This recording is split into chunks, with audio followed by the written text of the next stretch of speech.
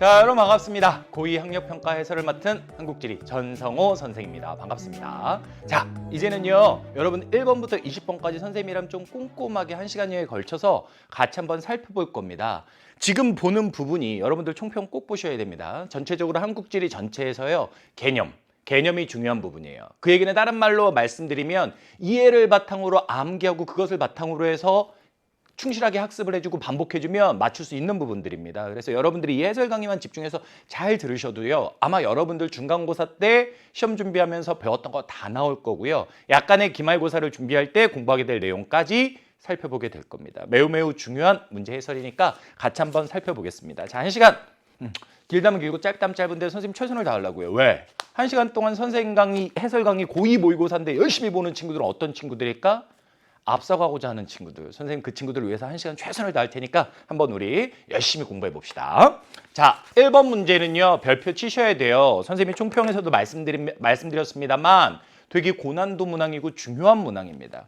아무래도 고2 모의고사다 보니까 완벽하게 고3 유형은 아닌 문항들도 있어요. 기초 지식을 확인하는 문항들이 있단 말이에요. 그런데 이 1번 문항은 당장 고3 문항으로 가도 손색이 없을 정도로 완벽한 고3형 수능 문항에 가깝습니다. 1번 문항 같이 한번 볼 건데, 자, 선지들을 직접 보면서 이야기를 드릴게요. 여기는 대동여지도고 택리지구 이런 식의 조선 후기의 지도와 지리지를 결합하는 문제는 잘 나오는 유형입니다. 자, 1번 선지에서 하회와 안동 좋죠? 하회라는 곳은 하회 마을의 하회입니다.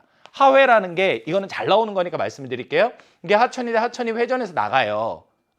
그래서 하천이 회전에 나간다. 그래서 하회 이렇게 부르는 겁니다. 이 지역은 매우 중요한 지역인데 뭐라고 하냐? 하회는 안동의 북서쪽에 위치한다. 자, 상대적인 방위를 묻는 문제인데 기준을 잘 보셔야 돼요. 기준이 안동이에요. 그럼 어떻게 되냐? 안동을 기준으로 하회 마을이 어느 쪽에 있냐라는 거예요. 많이 최근에 나오는 선지는 아니지만 그래도 정확하게 풀어줘야 되는 기본적인 지리 지식에 해당하는 문제인데, 이럴 경우에는 방향을 나타내는 사자, 방향 표시를 안동에다 기준을 둡니다.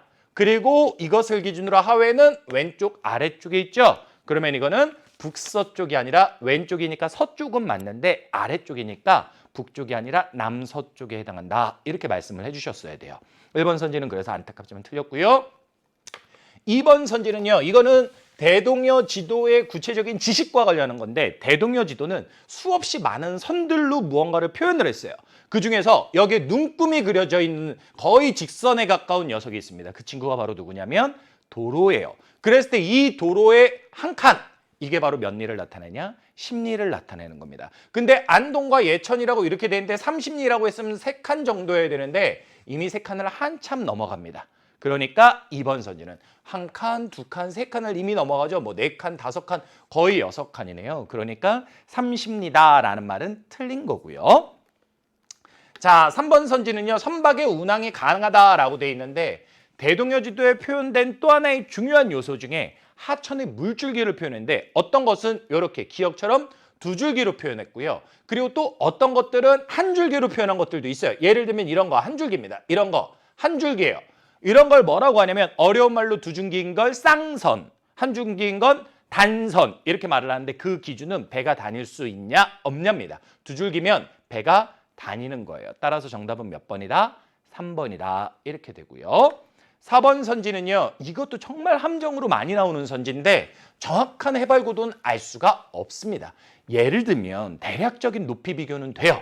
하지만 정확한 높이는 안 되는데, 예를 들면 여기에 이런 거보다는 이런 게 더 높아 보여요. 그럼 얘보다 얘가 더 높아요? 이런 말은 할 수 있다는 거야. 하지만 얘보다 얘가 더 높아 보인다라고 해서 그러니까 얘는 몇 미터입니다.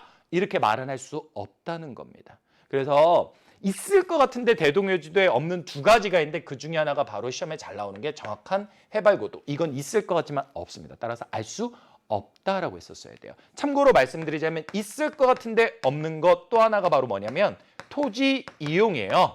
논으로 이용한다, 밭으로 이용된다 이런 것들은 나타나 있지 않습니다. 그래서 이 해발고도에 관련한 내용과 더불어서 시험에 잘 나오는 내용이니까 체크해 주시고요. 5번, 요거는 선생님 말씀을 잘 들으셔야 됩니다. 5번은요, 택리지와 관련한 이야기를 할 때 많이 등장을 해요. 근데 선생님이 말해주는 출제 의도를 잘 들으셔야 돼요. 제가 정답을 말씀드릴게요.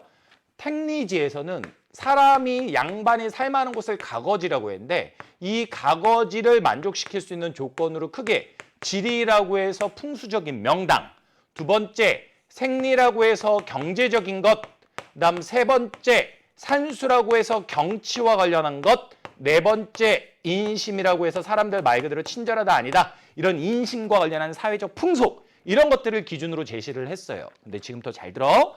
이것이 가장 잘 나옵니다. 생리가. 경제활동과 관련한 생리가 가장 잘 나와요. 그러니까 이게 무조건 정답으로 나온다가 아니라 생리야 아니야 이걸 판단하는 선지가 잘 나온다는 거죠. 왜 그러냐면 나머지 것들은 좀 헷갈리는 요소들이 존재하거든요. 그런데 생리는 딱 부러지는 거야. 생리인지 즉 경제활동인지 아닌지가. 그래서 여기에서도 마찬가지예요. 디귿이 무엇이냐. 이거는 산수예요. 그냥 경치와 관련한 거거든요. 근데 산수다가 중요한 게 아니에요. 정답이 중요한 게 아니라 오답으로 간 거야. 생리인지 아닌지 경제활동과 관련한 건지 아닌지 판단해라 이렇게. 이거는 모양을 얘기했죠. 이것 자체가 경제활동은 아니잖아. 그치? 그러니까 얘는 생리일 순 없는 겁니다. 그래서 이 문제는 5번이 틀렸다를 판단하는 게 중요한 것이지 그럼 5번이 뭔데? 이 디귿선지에서 얘기하는 것이 무엇인데 이것까지 가는 건 많은 경우는 아닙니다. 그래서 생리냐 아니냐를 판단해 주는 것 그것에 더 초점을 맞춰서 이 문제는 봐주셨으면 좋겠습니다. 이 문제 정말 중요한 문제. 다시 한번 강조하지만 고3 문제로 가도 되는 문제예요. 아시겠죠? 그리고 이런 문제가요. 나중에 조금 더 발전하게 되면 그런 거 재밌잖아. 선생님이 하회마을은 중요한데 그랬죠? 이런 데 구멍 뚫어서 나오는 거예요. 그리고 그것과 관련한 설명들을 묻는 겁니다. 물론 지금 이게 그대로 나올 수 있다는 건 아니에요. 하지만 그런 식으로 출제가 된다라는 거야. 고3 때 또 한 단계 더 들어가게 되면. 그런 걸 우리가 살펴볼 수 있는 좋은 문제였고요. 너무너무 좋은 문제입니다. 자, 2번 문제는 변별력이 높다라고 할 수는 없지만 유형 자체는 완벽한 것이고 현재 고3 문제로 나와도 손색이 없는 그런 문제라고 할 수 있겠습니다. 선생님이 간략하게 푸는 방법만 말씀을 드리도록 할게요. 조건이 나와 있죠? 그러면 그 조건을 만족하는지 안 하는지를 보는 거예요. 선생님이 1번 조건과 관련한 이야기만 해보겠습니다. 주거용지에 입지할 것이라고 되어 있죠? 그러면 봅니다. 주거용지라는 게 언급된 자료를 보는 거예요. 봤죠? 이쪽에 주거용지가 있죠? 그리고 여기에 A, B, C, D가 있는데 이것이 이 주거용지라고 되어 있는 요 안쪽에 들어갔는지를 보는 거예요. 그럼 A는 여기죠. 들어가죠. B는 여기네요. 여기죠. 들어가죠. C는 여기네요. 들어가네요. D는 안 들어가죠. E는 들어가죠. 이런 식으로 해서 조건들을 하나하나 가지치기를 하면서 문제를 풀어주면 되는 겁니다. 크게 변별력은 없겠죠? 근데 이런 문제는 빠른 시간 안에 실수 없이 맞춰주셔야 됩니다. 안 그러면 맞을 수는 있는데 여기서 시간을 지체하게 되면 어려워져요. 아시겠죠? 왜냐면 뒤쪽에 이제 시간 부족을 겪을 수 있습니다. 그래서 이 문제는 여러분들한테 그렇게 푸는 거다라는 방법을 말씀드리고 넘어가도록 하겠습니다. 자, 3번 문제로 갑니다. 3번 문제는 있잖아요. 고2 친구들이 내신 시험을 보고 나면 정말 선생님 이게 맞아요? 라고 하면서 제일 문의를 많이 하는 내용이에요. 그 내용 중에 하나입니다. 바로 무엇과 관련한 거냐? 산지, 산맥의 구분. 몇 차 산맥과 몇 차 산맥, 1차 산맥과 2차 산맥에 대한 구분. 그것. 바로 이게 진짜 친구들이 시험을 보고 나면 많이 묻는 거예요. 간단해요. 기본적으로 외울 것만 딱 외워주면 되는 겁니다. 1차 산맥, 2차 산맥 뭐 수업하는 내용처럼 너무 정리가 잘 되어 있는데 1차 산맥 5개만 외우시면 되거든요. 선생님이랑 이 지도에다 직접 체크해 볼게. 자, 이겁니다. 이거 무슨 산맥이라고 하냐면 함경산맥이라고 부릅니다. 그리고 요겁니다. B라고 체크되어 있는 무슨 산맥이라고 부르냐면 낭림산맥 이렇게 부릅니다. 그 다음 오른쪽 요겁니다. 바로 뭐라고 부르냐면 마천령산맥 이렇게 부릅니다. 그리고 요겁니다. 무슨 산맥? 태백산맥 이렇게 되고요. 그리고 요겁니다. 무슨 산맥? 소백산맥.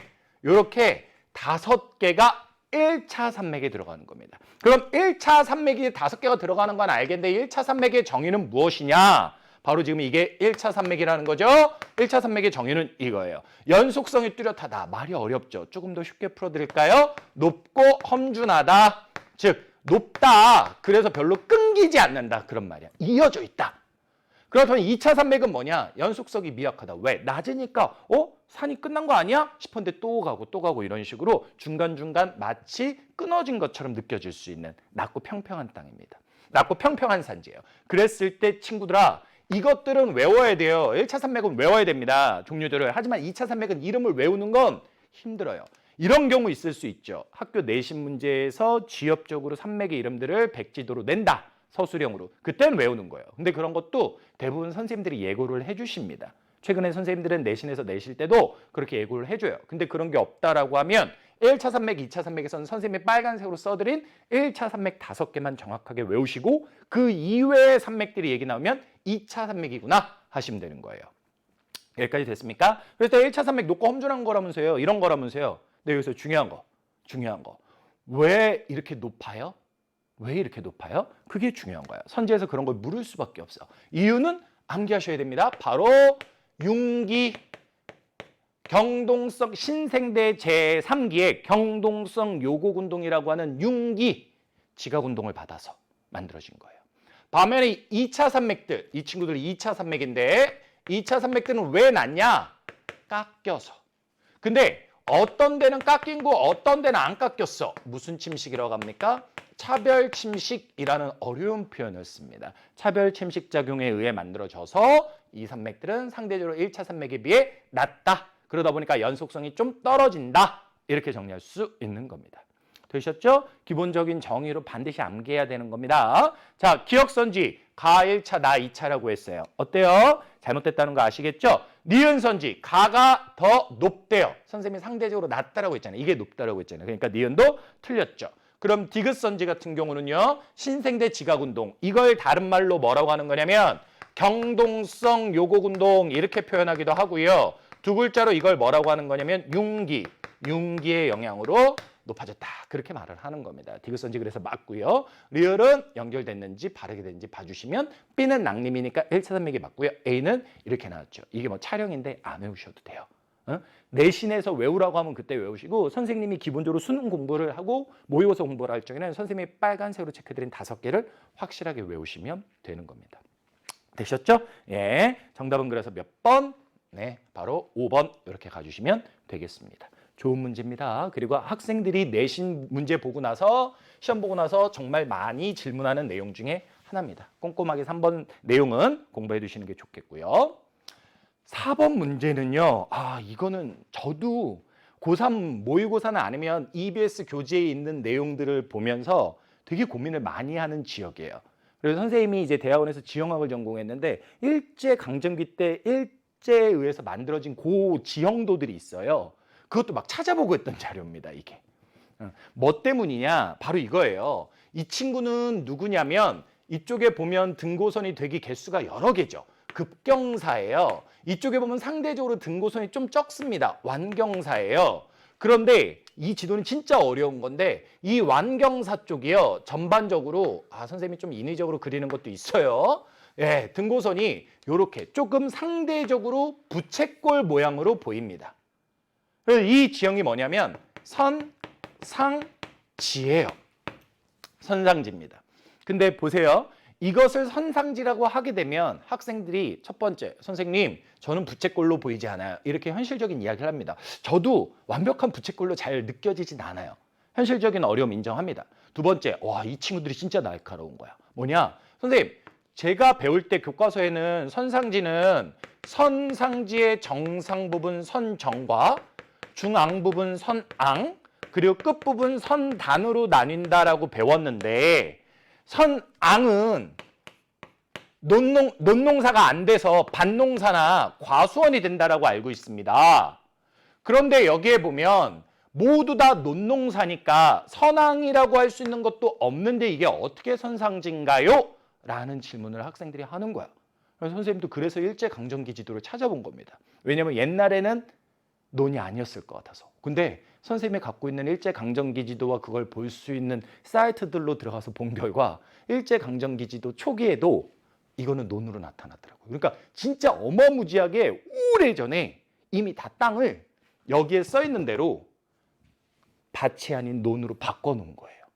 그래서 여기에 보시면 이 지도로 고를 방법은 없고요. 고3 때는 이걸로 고르셔야 돼요. 여기에 보시면 이런 말을 써놓은 거예요. 출제자가. 부채꼴 모양이다.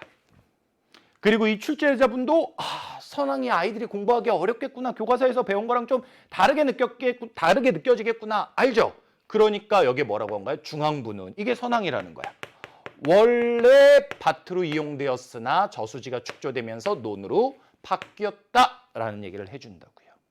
그러니까 이 시험 자체가 이것 자체가 지금 고3 문제가 아니다 보니까 고2 때 하나하나 공부하는 친구들 그리고 고2 거를 다시 풀어보는 수험생 친구들 그 친구들을 위해서 잘 나오는 지역이거든요. 잘 나오는 지역이에요. 교과서에서 소개하는 가장 나중에 소개된 선상지 지역입니다. 그래서 이런 것들이 전형적이지 않은데 이걸 왜 선상지로 봐야 되는지 왜 전형적이지 않은 이유가 무엇인지 그런 것들에 대해서 여기에 지금 설명을 해준 겁니다. 선생님 개인적으로도 수업 준비하면서 이거 찾아보고 어렵다 이 지도 1차 강점기 때도 아니었는데 그 이전이었나 보네 이러면서 되게 혼란을 느꼈던 그리고 깨달음을 얻었던 그런 지도입니다. 참고로 말씀드리자면 여기서는 부채꼴 모양이다 이거 가지고 쉽게 2번으로 가주시면 되는 건데 이 지도만 보고도 골라주실 수 있어야 되고요. 그리고 이 지도를 보고 고를 때 부채꼴처럼 안 보니까 좀 힘들다 인정합니다. 현실적으로. 그랬을 때 요거를 좀 봐두시면 좋아요. 구례군. 지명이 나오면 선상지 같은 경우는 저기 전남의 구례라는데 지도를 보게 되면 전남의 오른쪽 위에 끝이거든. 구례라는 곳에 선상지가 발달한 가장 대표적인 곳입니다. 그래서 여러분들이 나중에 공부할 때 선생님 이거 선생님이 지금 부채꼴 모양이라는데 저 그거 느낌 안 와요. 그러니까 선생님 저는 나중에 조금 한국지리 맞지 않겠죠? 걱정 전혀 안 해도 돼요. 제가 지금 찾을 수 있는 또 다른 방법도 말씀드렸잖아요. 이런 것들을 통해서 충분히 해내실 수 있습니다. 아시겠죠? 어려운 지도입니다. 어려운 지도. 4번 문제 상당히 어렵다. 출제자들이 정말 여러 가지 학습적 요소를 정말 많이 깔아놨어요. 그래서 이런 것들 차분히 공부하면 아마 기초가 탄탄히 다져질 거라 믿습니다. 자, 5번 문제도요. 고3 때도 쓰이는 자료예요. 이것도. 고3 때도 쓰이는 자료입니다. 자, 볼게요. 지구기온이 오르내림을 반복했는데 빙기와 상대적으로 따뜻한 후빙기 이런 시기가 있었어요. 말로 들읍시다. 추웠을 때를 빙기, 따뜻했을 때를 간빙기. 그중에 가장 최근에 따뜻한 지금 이 시기, 이때를 뭐라고 하냐면 후빙기 이렇게 표현합니다. 그래서 빙기는 기온이 낮았을 때, 후빙기는 기온이 높았을 때 이렇게 되죠. 그럼 생각해 봅시다. 빙기 때예요. 춥습니다. 그럼 물들이 얼죠. 그러니까 해수면 바닷물이 어떻게 됩니까? 내려갑니다. 빙기 때는 해수면이 내려가면서 그만큼 육지는 어떻게 되냐면 넓어지는 거야. 이해할 수 있겠니? 해수면이 내려가니까 육지는 넓어집니다. 지구 면적이 그대로 있다 칩시다. 지구 면적이 그대로 있다 쳤을 때 바닷물이 줄어드니까 그만큼 육지가 드러난다고요. 선생님 얼굴이 있어요. 선생님이 점점 탈모가 됐다고 생각해 봅시다. 머리가 빠져요. 그럼 이마가 넓어지잖아요. 왜냐면 내 머리 크기가 달라지는 게 아니니까. 내 머리를 지구라고 이해하면 되는 거야. 그리고 머리카락을 해수면이라고 이해해주면 돼. 그게 바뀌게 되면 그 반대 드러나는 살이나 이런 거 많아지게 되지. 살을 육지라고 생각을 하라고. 그러면 해수면이 내려갔으니까 육지는 넓어진다. 그러면 여러분들이 딱 눈으로 보세요. 가하고 나가 있어요. 누가 더 육지가 넓어 보입니까? 그렇죠. 가가 이렇게 해안선이었다니까 심지어 우리나라와 일본까지도 연결이 됐었으니까 가가 육지가 넓죠. 그래서 가가 육지가 넓을 때 바로 빙기에 해당하고 나가 후빙기에 해당한다. 이렇게 되는 겁니다. 되셨죠? 그리고 대략적으로 보게 되면 제가 아까 그랬잖아요. 현재가 따뜻한 때고 따뜻한 때 최근에 근처를 후빙기라고 한다고. 바로 현재 육지의 모습에 가까운 게 나잖아요. 그게 현재의 모습에 가까운 거고 그게 후빙기의 해안선이라고 생각을 하셔도 이해하기에 좀 편합니다. 되셨죠? 그래서 빙기하고 후빙기를 이렇게 구분을 한 거고요. 가시기에 대한 나시기의 특징이니까 후빙기의 특징을 골라보시오. 그 얘기가 되는 겁니다. 자, 그러면 이제 선지로 들어가 볼게요. 후빙기와 관련해서 물리적 풍화라고 돼 있는데 풍화는 기후의 영향을 받아서 쪼개지거나 썩는 거야. 그런데 따뜻한 후빙기 때는 무슨적 풍화가 활발하냐면 화학적 풍화라고 하는 썩는 풍화가 활발하지 물리적 풍화 또는 다른 말로 기계적 풍화라고도 하는데 쪼개지는 풍화는 그다지 활발하지가 않아요. 그래서 이거는 적어요. 그러니까 이 그림에서 보게 되면 위쪽이 아니라 아래쪽으로 가야 돼서 A하고 B는 지워집니다. 그리고 여기에 보게 되면 평균 기온인데 후빙기니까 기온이 높을 때죠. 높을 때면 낮을 때가 왼쪽이고 높을 때가 오른쪽이 되는데 왼쪽에 있는 D는 지워집니다. C하고 E가 남았네요. 단위 면적당 식생 밀도라고 되는데 따뜻하잖아. 따뜻하면 여름하고 겨울 생각해봐. 풀이 여름에는 막 무성한데 겨울엔 별로 없다고. 그렇듯 후빈기 때는 식생이 빽빽해지는데 빈기 때는 나무가 듬성듬성 추운 데서나 버티는 나무들만 자라게 되는 겁니다. 그래서 식생 밀도가 높아지게 돼요. 그러니까 앞으로 튀어나온 게 되는 거고, 그래서 정답은 몇 번? 그렇죠. 3번 C 이렇게 되는 겁니다. 자, 이 문제에 이 선지들도 잘 나오고요. 고3 때 좀 더 어려운 선지들도 물론 있어요. 하지만 이 자료 자체는 고2, 고3 할 거 없이 잘 나오는 기본적인 자료니까 꼭 학습해 두시기 바랄게요. 좋은 문제입니다. 자, 다음 장으로 넘어가도록 하겠습니다. 6번 문제 되겠습니다. 6번 문제, 바로 영예와 관련한 이야기고요. 영예와 관련해서는 선생님이 간단하게만 써머리를 해드릴게요. 이거는 좀 필기를 해두시면 좋을 것 같아요. 영예와 관련해서는 기준선, 기선이라고 하는데 이게 참 중요한데, 기선이 일단은요, 이거는 그냥 말로만 할게요. 이 문제 풀 때는 크게 쓰진 않으니까. 바닷물이 오르내림이 있기 때문에 어떨 때는 물이 올라오고 밀물, 어떨 때는 물이 빠지고 썰물, 이런 높이의 차이가 있기 때문에 그 중에 낮을 때를, 말로만 한 다음에 쓴다 결국은, 낮을 때를 기준으로 해서 기준선을 설정을 합니다. 그런데 중요한 건 이제 노란색으로 써드릴게요. 이게 해안선이 복잡하고 섬이 많은 경우와 해안선이 복잡하고 섬이 많은 경우와 해안선이 반대로 단순하고 섬이 별로 없는 경우로 나눠서 기준선을 잡는 방법이 달라져요. 이런 해안선이 복잡하고 섬이 많을 경우에는 가장 끝에 있는 섬들을 직선으로 연결해서 기준을 잡는다라고 해서 직선기선이라고 부르고요. 해안선이 단순하고 섬이 적을 때는 그냥 육지에서부터 재서 나간다라고 해서 이걸 무슨 기선이라 부르냐면 통상기선, 이렇게 부릅니다. 됐죠? 이랬을 때 직선기선을 적용하는 지역이 어디냐? 황해안이나 남해안, 그리고 바로 어디냐면 기본적인 거 하겠습니다. 남해안 쪽에 있는 데인데 부산과 일본의 대마도 사이에 대한해협이라고 있어요. 이런 데가 가장 대표적인 직선기선입니다. 고3 때는 좀 더 지역적인 게 있긴 있는데 이 정도가 기본이고요. 반면에 해안선이 단순하고 섬이 적은 곳에서 통상기선을 적용하는데 삼면이 바다인 우리나라에서는 황남해를 제외한 동해안이 당연히 통상기선인데요. 특이한 거, 이거 조심해라. 바로 뭡니까? 섬인데도 통상기선인 친구들이 있다. 그게 누구냐? 제주도나 마라도나 아니면 울릉도나 독도처럼 우리나라 육지에서 멀리 떨어져 있는 화산섬들은 섬인데도 불구하고 통상기선을 적용한다라는 거예요. 됐습니까? 이걸 적용하는 겁니다. 그리고 조금 지역적이더라도 알아야 되는 건 대한해협은 영해 범위를, 다른 지역들은 모두 12LE를 적용하는데 이 친구만 모두 12L인데 대한해협만 3LE를 적용한다. 이걸 기본적인 지식으로 여러분들이 알고 계셔야 되는 거예요. 됐어요? 자, 그럼 이 지식을 바탕으로 해서 이 문제를 보게 되면 가가 설명하고 있는 내용은 바로 뭡니까? 그렇죠. 최저조위선으로부터 12LE를 영해로 설정한다라고 돼 있죠? 그리고 단조롭게 주변에 섬이 많지 않다라고 돼 있죠? 동해안 쪽을 고르면 되는 거예요.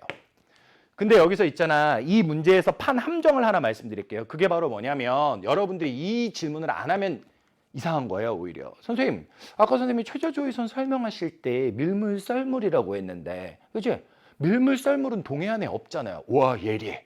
완전 예리해. 그러니까 이거는 자기는 C는 생각도 안 했다는 거야. 근데 있잖아, 얘들아. 밀물, 썰물에 있고 없음을 따지지 않아. 그냥 이 최저조위선은 그냥 우리가 쉽게 생각하면 황남해, 동해 할 거 없이 모두의 기본적인 기준이다라고 생각을 하면 돼요. 그래서 이거는 여러분들이 속기 좋은 함정에 해당하는 거고요. 핵심은 이 앞쪽에 있는 겁니다. 핵심은 이 앞쪽에 있는 거예요. 아시겠죠? 이 앞에까지가 핵심이지 이걸 보게 되면 함정으로 빠져듭니다.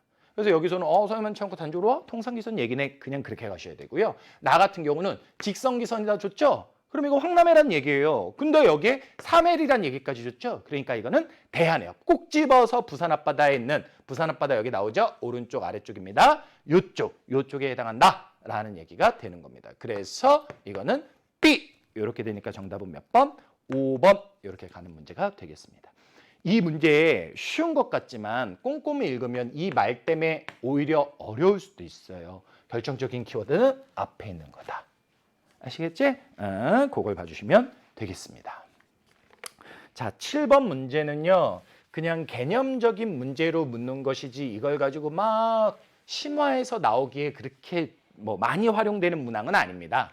자, 여기 있는 게 이제 원격 탐사라고 해서 원격 탐사라는 건 멀리 떨어져서 관측을 하는 거야. 멀리 떨어져서 하는 예를 들면 비행기에서 사진을 찍는 항공 사진이나 아니면 위성 영상 이런 것들이 바로 원격 탐사에 들어가는 건데 그런 것들에 대한 일반적인 특징을 이야기하고 있는 겁니다. 근데 여기에 보면 이제 옳지 않은 거잖아요. 정답은 1번인데요. 지리적 정보를 방문이나 면담을 통해서 생각해 보세요. 비행기에서 찍고 인공위성에서 찍는 거라니까요. 거기서 어떻게 면담을 합니까? 못하죠. 이거는 전통적인 지리조사 방식인 실외 조사 또는 야외 조사를 통해서 하는 것이지 비행기에서 사진 찍거나 인공위성에서 사진 찍는다고 해서 저게 되는 건 아닙니다. 자, 저는 이제 1번이 정답인데 나머지 내용들도 상당히 중요하다 보는데 왜 원격 탐사할까요? 원격 탐사의 장점은 이런 거예요. 멀리서 찍으니까 넓은 지역을 한 번에 찍을 수 있어요. 그리고 왜 원격 탐사를 굳이 할까요? 넓은 지역을 찍고 싶을 때도 있는데 진짜 궁금해가지고 가까이 가서 찍고 싶은데 위험한 거야. 그럼 멀리 떨어져서 최대한 줌을 당겨서 찍을 수밖에 없는 거라고. 바로 이런 거죠. 인간이 접근하기 어렵거나 위험한 경우. 그렇게 될 수 있는 겁니다. 되셨죠? 네 번째는요. 전문적인 지식 필요하죠. 뭐 그냥 사진처럼 찍는 것도 있지만 그거 아니고 하는 경우도 있고 그래요. 저도 이거를 항공사진 되게 이거 오래전부터 찍었거든요. 막 보잖아요. 신기해요. 그냥 볼 수 있는 항공사진도 있는데 그런 거 말고 이게 그냥 완전 평면으로 보이는데 스테레오스코프라고 해서 항공사진을 볼 수 있는 안경처럼 생긴 게 있어요. 그걸 놓고 볼 때는 항공사진을 몇 장을 이렇게 딱 겹쳐서 봅니다. 그 위에 딱 놀려서 보면 평면으로 보였던 게 막 입체처럼 이렇게 튀어나와서 막 보여요. 그럼 이제 그런 거에 대한 분석할 수 있는 기술이 좀 있는 사람들이 필요로 하죠. 예를 들면 이런 건 어디에도 이용되는 지식인 줄 아니 얘들아? 인류가 아직 가기 어려운 우주의 행성들을 탐사할 때 그쪽에서 우주선이 찍어보낸 사진들 분석할 때 그런 것들도 어느 행성에 도착해서 사진을 찍었는데 이걸 보니까 여기에 과거에 물이 있었다 없었다 이런 얘기를 할 적에도 이런 기술을 쓰는 겁니다.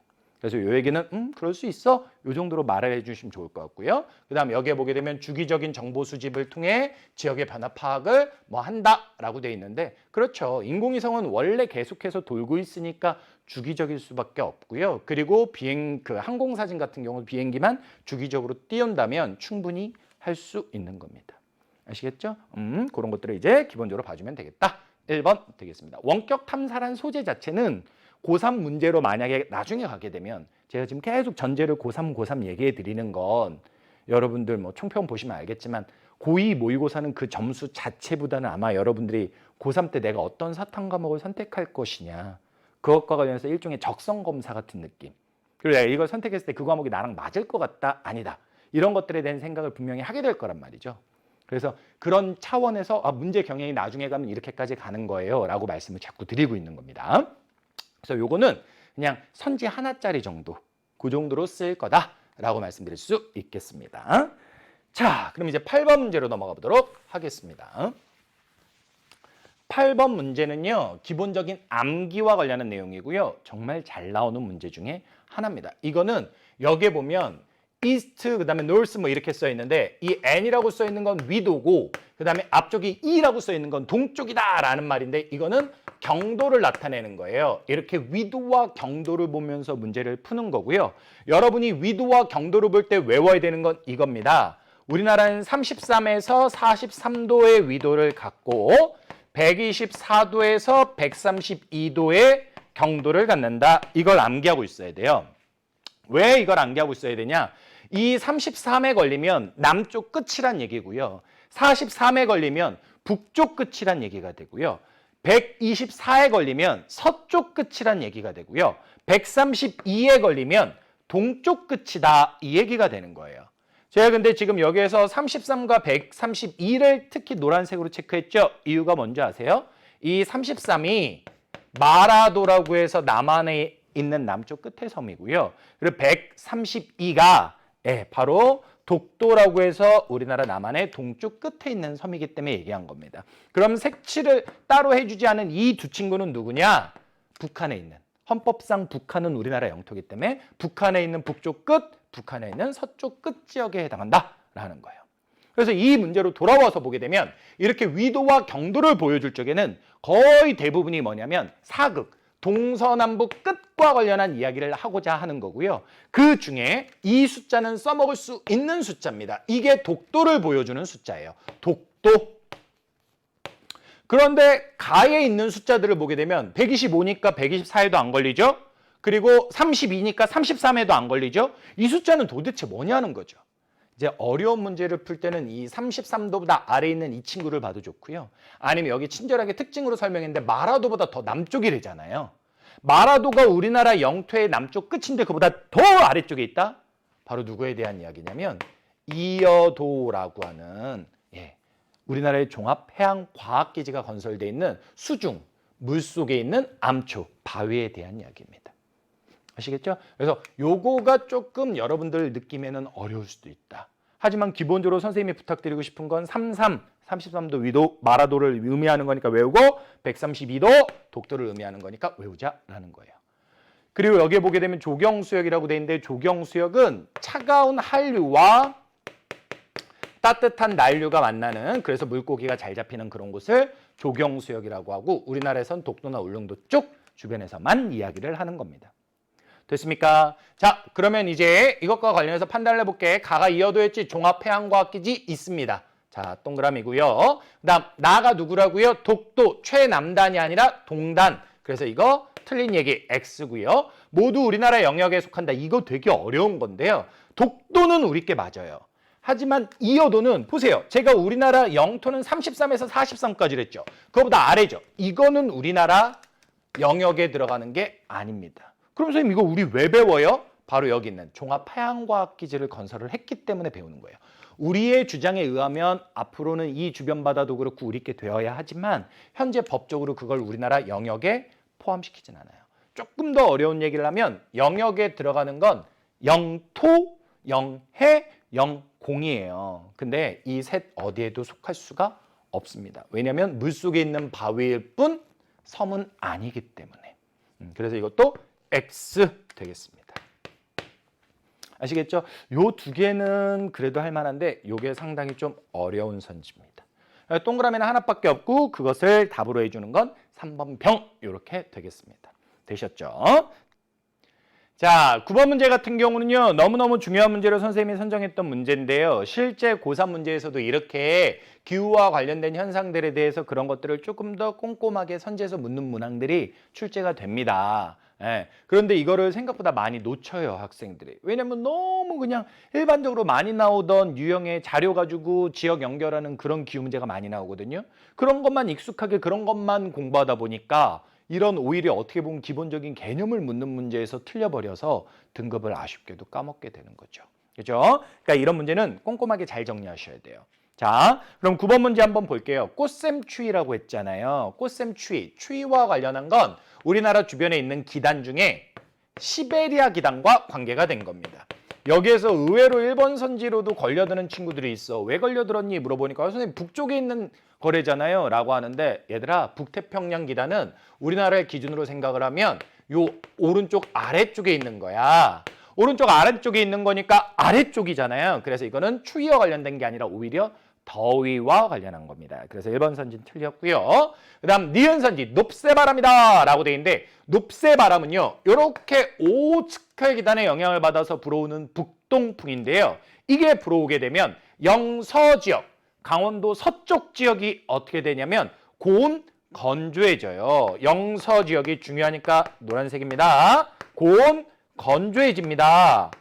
그러니까 뭘 입을 수 있냐? 오히려 가뭄 피해를 입을 수 있는 거야. 근데 냉해라는 건 서늘해 가지고 나타나는 피해가 되거든. 서늘하니까 농작물이 제대로 못 자라서 비실비실하다. 이게 냉해예요. 그러니까 건조함과는 상관이 없고 고온과도 상관이 없는 겁니다. 그래서 2번 선지도 잘못됐고요. 3번은요.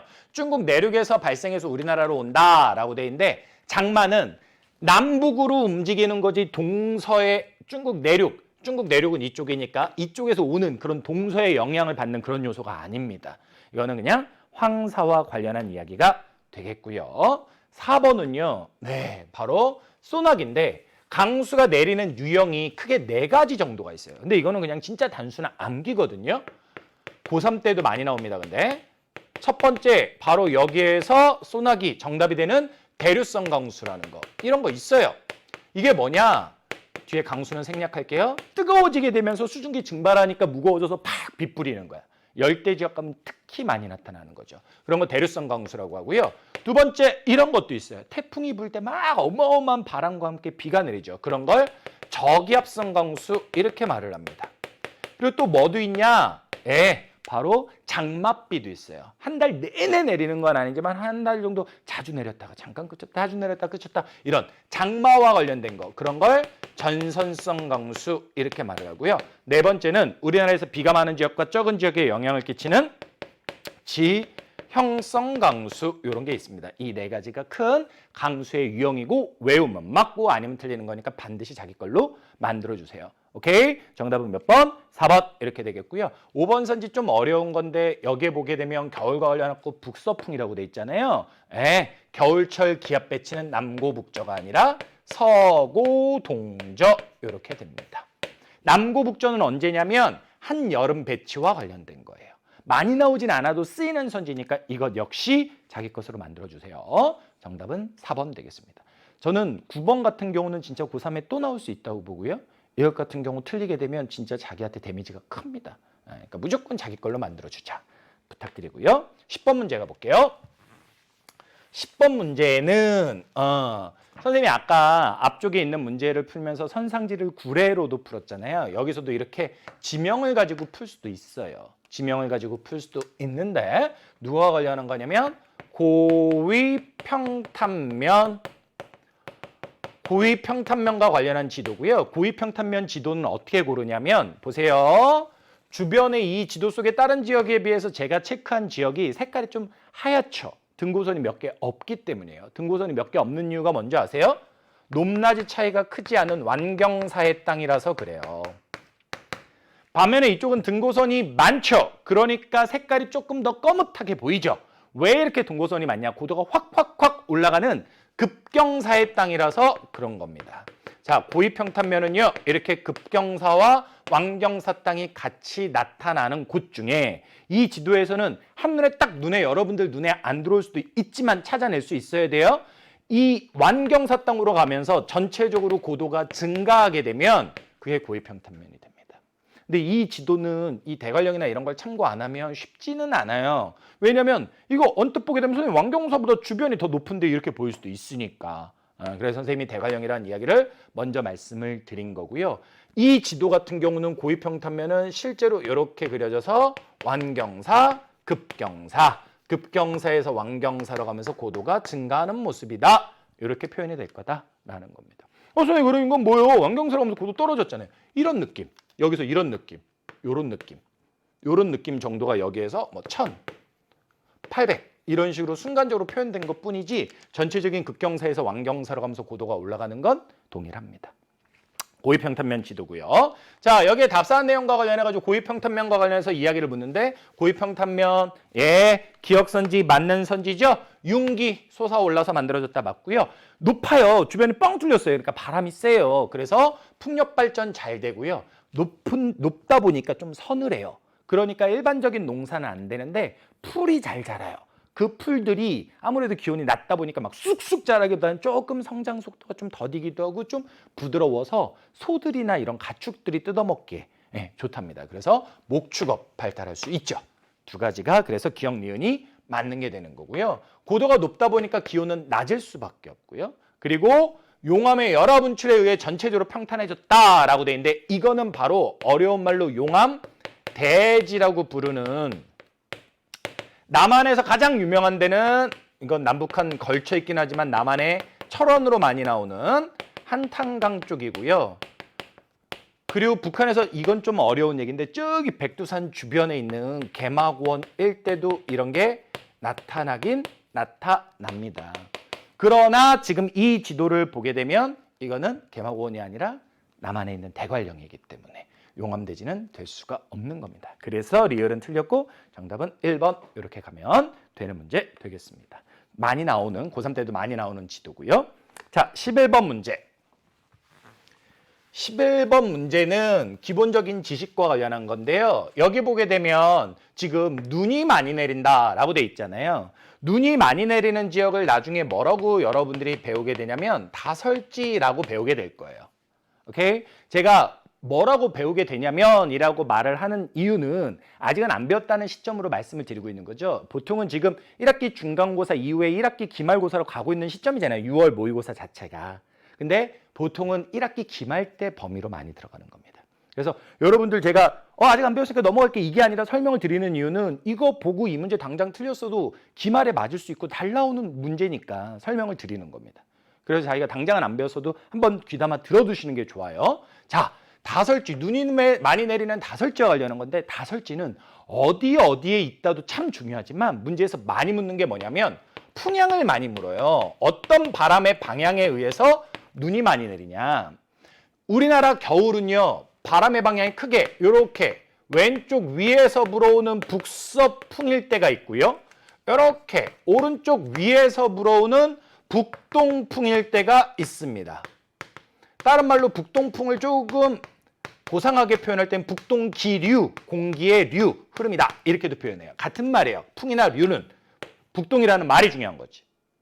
자, 그랬을 때 아주 간단해. 여러분들이 배우게 될 다설지는 모두 다 뭐냐면 북서풍이에요. 하나의 예외만 따로 존재합니다. 그 하나의 예외가 누구냐? 바로 강원도 동해안 지역. 강릉이니 속초니 이런 강원도 동해안 지역만 이렇게 부딪혀서 눈이 뿌리고 나머지 지역이 눈이 많다면 그건 모두 다 북서풍 때문입니다. 이유는 간단합니다. 이유가 바로 뭐냐? 이렇게 우리나라에서 높은 앞에 문제 풀 때도 나왔던 1차 산맥인 태백산맥이 있어요. 그러니까 이렇게 와서 눈을 뿌리는데 이 산이 워낙 높으니까 이쪽밖에 없는 거예요. 아시겠습니까? 그래서 정답은 몇 번? 5번 2 이렇게 되는 겁니다. 다시 한번 다설지와 관련한 거 뭐가 중요하다? 풍향. 겨울은 모두 북서풍이다. 그런데 북동풍에 의해 눈 많이 내리는 데가 한 지역이다. 그게 누구? 강원도 동해안이다. 이렇게 되는 거죠. 되셨죠? 꼭 기억을 해주셔야 되겠고요. 다음 문제로 넘어갑니다. 12번입니다. 하구뚝. 하구뚝 관련한 내용이죠. 하구뚝은 하구가 뭐야? 강과 바다가 만나는 데를 말해요. 뚝. 강과 바다가 만나는데 뚝을 쌓았다는 겁니다. 자, 선생님이 한번 모식적으로 그림을 그려볼까?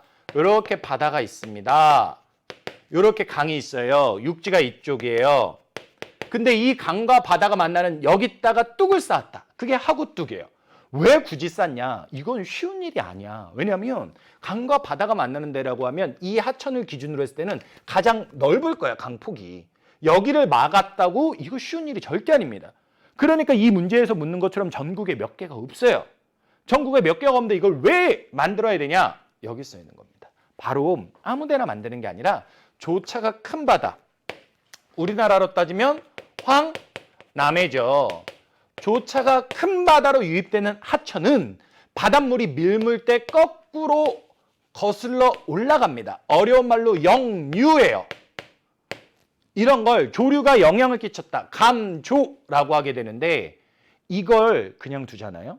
그럼 바닷물이 거꾸로 강 쪽으로 올라가면서 그냥 강물이 아니라 이 강물에 바닷물, 즉 염분이 섞이게 되는 거야. 그럼 이거 가지고 농사 짓게 되면 어떻게 되냐? 농작물들이 다 말라 죽습니다. 그런 걸 염해라고 불러요. 이 염해를 방지하기 위해서 하구뚝을 쌓는 거고요. 전국에 3개밖에 없어요.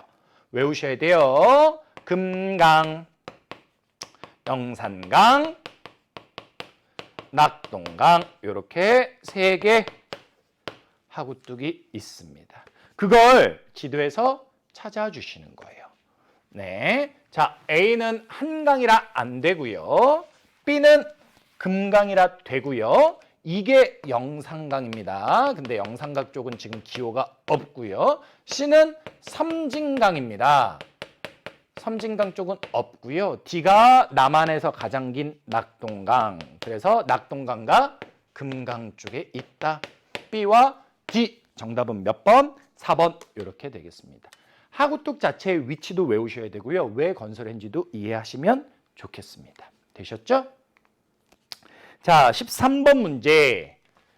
해안 지형 중에 해안 사구와 관련한 이야기고 뭐 곧바로 여기에 사구, 사빈, 그다음에 뭐 제방 역할을 한다 이런 것들을 밑줄을 치고 곧바로 묻고 있는데요. 자, 곧바로 들어갈게요. 기억. 밀물 때 잠기고 썰물 때 바닷물 위로 드러난다. 물이 많이 올라온 걸 밀물, 빠져나간 걸 썰물. 밀물 때 물속에 있다가 드러난다? 그렇지. 갯벌을 의미하는 겁니다. 사구는 있잖아, 얘들아. 모식적으로 그리면 파도가 이렇게 쳐. 여기 모래사장이 있어. 이런 데를 사빈이라고 하고 사구는 이 뒤쪽에 바닷물이 전혀 닿지 않는 곳에 있는 거야. 오케이? 그러니까 여기서 뭐 물에 잠긴다 이런 건 불가능한 얘기입니다. 그래서 기억은 틀렸고요. 니은은요. 제가 이 그림을 그린 이유인데요. 자, 보세요. 얘는 바닷물과 닿으니까 모래사장이 발달한 걸 알겠어요. 근데 여기엔 왜 모래가 있을까요? 바닷물이 여기까지 오지도 않는데. 바로 이 사빈의 모래가 바람에 의해 날려서 뒤쪽으로 가서 쌓이는 겁니다. 그럼 이게 니은선지랑 무슨 관계냐? 바람이 모래를 날려준 거야. 그럼 여기서 사빈하고 사구의 모래 크기를 비교하라잖아요. 큰 게 먼저 날아가겠어요? 작은 게 먼저 날아가겠어요? 너무 격한 비유인데 선생님 바람이 불면 머리카락이 먼저 날린다? 머리통이 먼저 날린다? 머리카락 작은 거. 그러니까 이쪽에 있는 게 크고 입자가 이쪽에 있는 게 작지. 따라서 니은이 크다라고 한 거, 사빈의 모래가 크다라고 한 건 맞는 선지가 되겠죠. 그죠? 그래서 니은은 어떤 겁니까? 맞는 선지입니다. 됐죠? 디귿은요, 이거는 그냥 암기할 수밖에 없는데요. 사구가 갖고 있는 기능 중에 하나가 제방 역할을 한다는 건 보세요. 바닷물이 여기 있어요. 여기서 말하는 것처럼 파도는 뭔지 알 거고 해일은 뭐냐면 진짜 바람이 심하거나 아니면 지진이 확 났을 때 바닷물이 요동치면서 큰 파도가 생기는 걸 해일이라고 그래. 근데 이게 현재 바닷물이 닿지 않는 사구까지 들이칠 수 있다 치더라도 이걸로 인해서 큰 파도가 오는 걸 한번 충격을 흡수해 준다는 거지. 바로 디귿선지는 그런 이야기를 하고 있는 거고요. 디귿은 그렇게까지 많이 나온다라고 할 수는 없는데 이야기가 된 거고, 리을선지는 많이 나와요. 고3 때도. 리을선지는. 이게 바로 뭐냐면 사구의 모래가 날아가 버려서 유실되는 걸 방지하기 위해서, 없어지는 걸 막기 위해서 모래 포집기라고 해서 이 사빈과 사구 사이에 펜스를 만듭니다. 그래서 모래들이 쉽게 사라지지 않게끔 그런 걸 하기도 한다. 따라서 정답은 몇 번? 5번 이렇게 가는 겁니다. 되셨죠? 그렇게 살펴보면 되겠습니다. 기억은 갯벌에 대한 거니까 틀렸고, 니은 제일 잘 나오는 선지 중요한 거고, 디귿선지 중간에 있으니까 바다하고 바닷물에 닿는 데하고 육지 사람들이 많이 이용하는 데 사이에 중간에 있으니까 흡수해주는 역할 하겠네. 이 정도로 파악을 해서 봐주시면 좋겠습니다. 정답은 5번 되겠고요. 자, 14번 문제는요, 잘 나오는 문제예요. 이거 뭐 아주 어렵다고까지 할 수는 없지만 가장 기본적인 문제인데, 자, 선생님이 중요한 걸 말씀드릴게요. 여기서 일단 눈으로 보이는 것도 그대로 판단하셔야 되는데 8월 여름 기온이고요. 1월 겨울 기온이에요. 눈으로 보이는 게 뭐냐? 가나다를 이렇게 8월 기온으로 가보세요. 온도 차이가 너무 작습니다. 근데 이렇게 밑으로 구워서 1월 기온, 겨울 기온으로 보세요. 상대적으로 어때요? 지역 차이가 크죠. 그래서 얘들아, 기온의 지역 차는 일반적으로 어느 계절이 크냐면 겨울이 여름보다 커요. 그래서 특수한 상황이 아니라면 이 지역 차이가 큰 겨울 기온을 활용을 해서 지역을 구분하는 게 문제를 풀 때 유리합니다. 일단 간은 사실은 여름으로 해도 되고 겨울로 해도 됩니다. 근데 일반적으로 여기도 겨울로 많이 나오는데, 근데 겨울에 우리나라에서 가장 추운 중강진 쪽이 되고요. 그랬을 때 나하고 다가 남는데 이거 여름 기온 너무 애매하단 말이에요. 그러니까 이런 거는 이렇게 겨울 기온으로 구분을 하는 건데, B와 C는 무슨 차이가 있냐? 여기서 조심해 얘들아. 이거 이런 친구들 나와. B 바다에서 이만큼, C 바다에서 이만큼 막 센치 재고 있어. 이러면 안 돼. 그냥 이것과 이것은 어찌됐건 둘 다 바닷가에 붙은 게 아니라 내륙으로 들어와 있는 거예요. 그럼 B와 C의 차이는 뭐냐면 바다다 아니면 내륙이다, 이런 어려운 말로 수륙 분포라고 하는데 이건 상관이 없는 겁니다. 대신 이 친구는 남쪽이고 이 친구는 상대적으로 북쪽이니까 누가 영향을 끼치는 거냐면 위도, 남북이 영향을 끼치는 거예요. 따라서 조금 더 북쪽에 있는 B가 추울 수밖에 없고, 나와 다중에 겨울 기온이 낮은 건 나가 되는 거니까 나가 B로 간다. 그리고 다가 C로 간다. 이렇게 연결이 되는 문제입니다. 되셨죠? 어려운 문제는 아니에요. 하지만 이게 가장 기본적인 거니까 잘 해주셔야 됩니다. 정답은 1번 되겠고요. 1번 되겠고요. 15번 문제는요. 이런 거는 문제 잘 나옵니다. 문제 잘 나오는데 이런 거는 여러분들이 처음부터 너무 욕심을 내면 안 돼요. 나 이런 거 어딘지 하나도 모르겠어. 욕심내면 안 됩니다. 여러분들이 개념 수업을 열심히 듣다 보면 해결되는 거고요. 혹시 이런 거 한 번에 하고 싶다라는 친구들은 선생님이 고3 언니 오빠들도 강의를 했어요. 언니 오빠 누나 형들도 강의를 했는데 거기에 보면 첫 수능 개념 강좌의 1강, 2강 부분에 위치와 관련해서 어디에 뭐 있다를 쭉 정리를 해놨거든요. 그런 것들을 보면 그냥 해결돼요. 그러니까 조바심 내실 필요가 없어요. 조바심 내실 필요가 없습니다. 가믹공유라는 건 산지를 공유한 하천이고 여기서 한반도 마을은 좀 더 유명한 건데 우리나라 지도처럼 마을이 생겼다는 거예요. 강원도 영월에 있습니다. 그냥 외우면 되는 거고요. 석호는 이거 결정적인 키워드인데 우리나라 동해안에 있는 거예요. 그리고 여기에 해안 단구라고 해서 바닷가에 발달한 계단상의 지형인데 뭐 이것도 유명한 겁니다. 사실 이건 어느 한 지역에만 있는 건 아닌데 강릉의 정동진이라는 곳의 해안단구가 가장 유명하고요. 그리고 여기 국토의 정중앙에다 배꼽축제다. 이거는 뭐 그냥 곧바로 시험에 잘 나오는 그 지역으로 가는 거지. 강원도 양구가 되겠습니다. 그래서 이거는 정답은 강원도 이렇게 되는 거야. 이거는 얘들아 조바심 낼 필요 없어. 그냥 나중에 2강 정도로만 전국에 있는 지역들을 외우면 솔직히 말씀드려서 여행 많이 다녀봤다, 지역에 대해서 좀 안다 이런 친구들이 심리적으로는 유리하긴 한데 그냥 심리적으로 여행을 많이 안 다녀봤어도 선생님이 외우자는 지역 지도에서 찾으면서 외우자 그러면 반복을 통해서 극복할 수 있는 부분입니다. 이거는 강원도 그렇게 풀 수 있는 문제 되겠고요. 16번 문제 좋은 문제죠.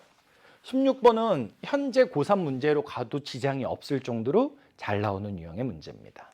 자, 설악산에 울산바위라고 돼 있죠. 악이라고 나왔잖아요. 악산이라는 건 순서대로 쓸게요. 석산, 돌산이라고 하는 건데 이 석산, 돌산은요. 바로 중생대 관입작용으로 만들어진 화강암이라는 암석이 있는 곳에 나타나는 거예요. 그리고 두 번째 한탄강이라고 나왔죠. 한탄강은 이전에 선생님이 대관령 설명할 때도 말씀을 드렸던 건데 저기는 남한에서 유일하게 용암대지라고 하는 용암이 평평하게 채운 평지 그곳에 나타나는 하천인데 이 용암대지는 현무암이라고 하는 구멍이 뻥뻥 뚫린 돌이 있는 곳입니다. 그리고 세 번째 고성의 공룡 발자국은 공룡이가 뛰어다녔던 시절은 중생대거든요.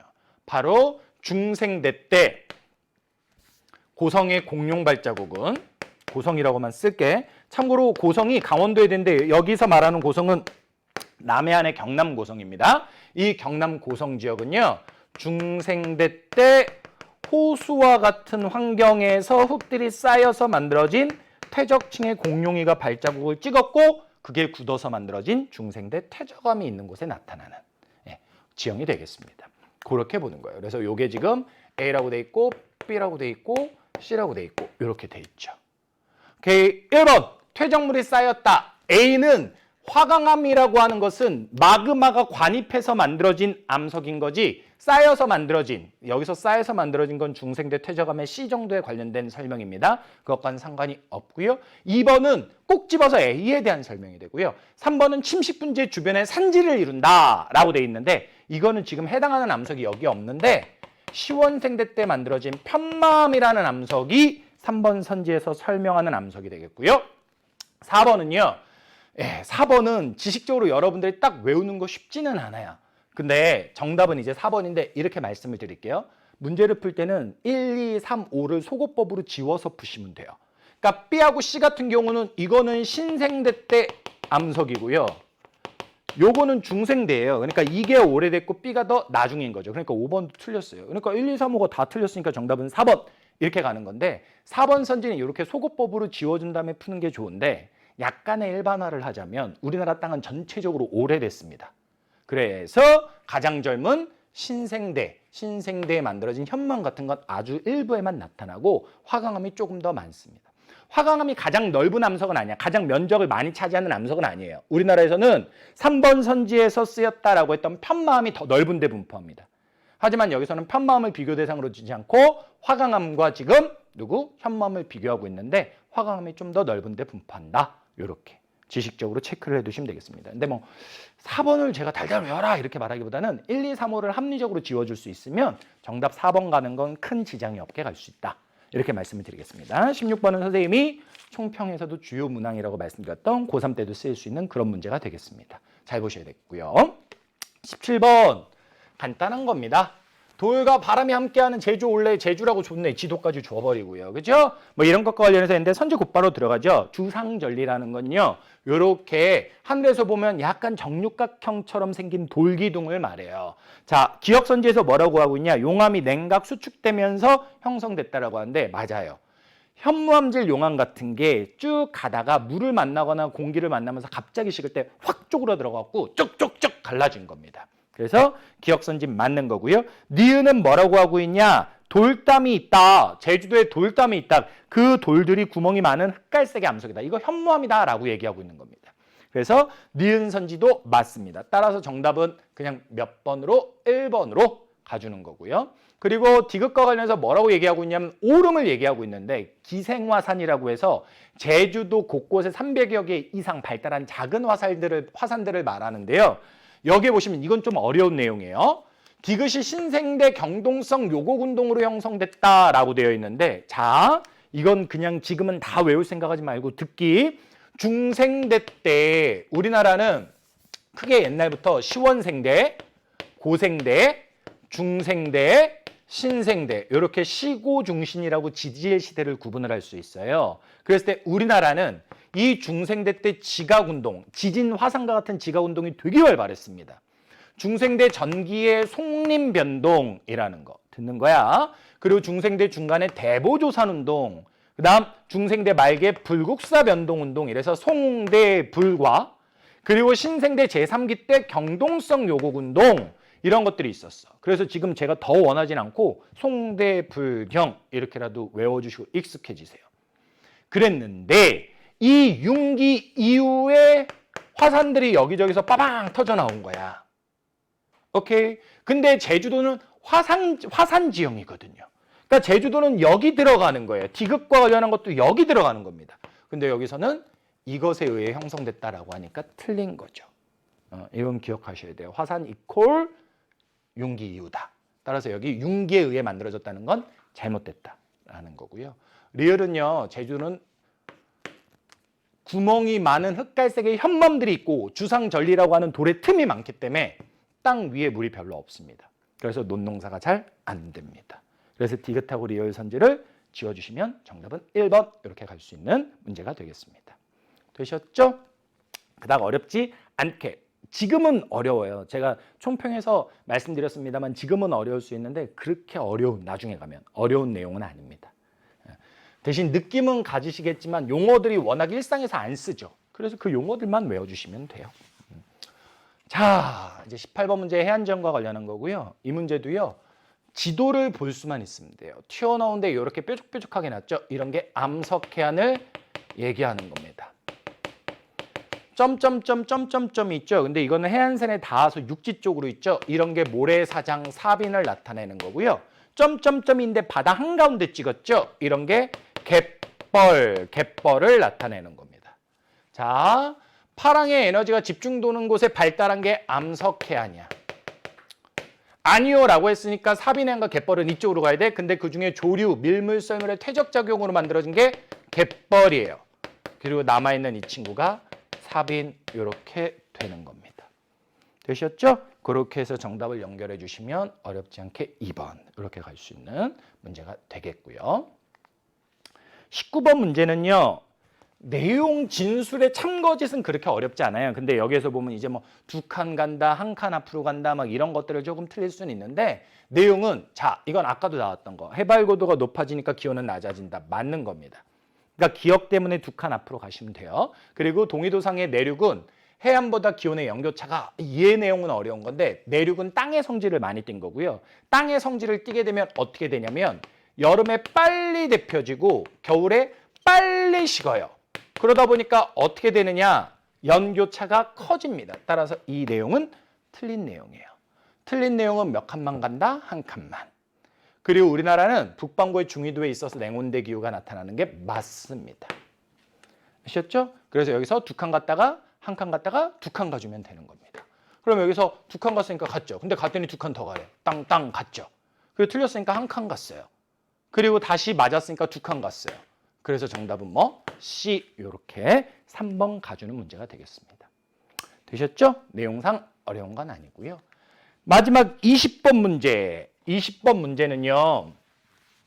고3 때도 잘 나오는 내용 중에 하나예요. 근데 이것만 가지고 나오기는 어려운데 고3 때 이제 동굴 이랬을 때 무슨 동굴이 잘 나오는 두 가지 대표적인 게 바로 지금 여기에 문제에 연결이 된 석회동굴과 그리고 여기에는 없지만 제주도에 발달한 용암동굴 이 두 가지가 잘 나올 수 있습니다. 근데 그중에 지금 이 친구는 이건 상관없고 이것과 관련한 것이 되는 거고요. 석회동굴과 관련이 없는 걸 고르는 건데 이 안에 종유석, 석순, 석주 같은 게 발달해요. 그리고 2번 세계자연유산. 이건 우리나라의 제주도밖에 지정된 데가 없어요. 제주도는 화산섬이고 화산섬인 제주도엔 용암동굴이 있지 석회동굴이 있는 게 아닙니다. 따라서 옳지 않은 건 정답 몇 번? 2번 이렇게 가시면 되는 거예요. 되셨죠? 3번 시멘트. 석회석을 쪼개면 시멘트가 되는 거고요. 4번 용식. 용식이 돌이 녹았다라는 건데 녹아서 여기저기 내부가 종유석, 석순, 석주 같은 게 만들어진 게 석회동굴입니다. 그리고 5번 운밭. 운밭이라고 불리는데 이걸 어려운 말로 돌리네라고 부르는데 움푹 패인 와지가 발달하죠. 그런 것들이 카르스트의 전형적인 모습이 되는 겁니다. 자, 되셨죠? 이렇게 20번 문제까지 우리가 쭉 한번 살펴봤어요. 아마 3월달에 봤던 모의고사에 비해서 이거 뭐지? 왜 문제가 이렇게 되게 깊어졌지? 라고 느꼈을 텐데 범위가 좁아지면서 그렇게 된 겁니다. 이런 것들에 대해서는 선생님이 총평을 통해서 여러분들에게 다 말씀드렸으니까 한번 확인해 보시면 좋을 것 같습니다. 여러분 너무 수고하셨고 너무 결과에 일일비하지 않으셔도 좋을 것 같습니다. 여러분 고생하셨습니다. 감사합니다.